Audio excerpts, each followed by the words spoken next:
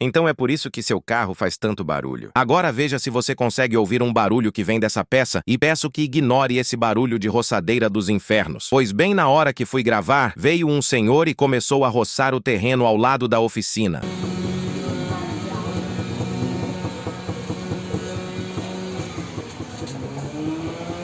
Acho que deu para você ouvir o barulho, né? Espero que sim, pois agora vou te mostrar a peça defeituosa e já vou adiantando que ela não é nada barata. E se você conhece alguém que está com o carro cheio de barulhos na suspensão, compartilhe esse vídeo com essa pessoa. Além de ser cara, essa peça ela ainda é trabalhosa para se trocar, pois temos que descer o agregado e, como eu não sou o Hulk, chamei um colega para me ajudar. O agregado está no chão e a peça que está com folgas é a própria caixa de direção. Ela geralmente apresenta folga nessa grimalheira. Agora, vou fazer a folga com a chave de fendas. Veja.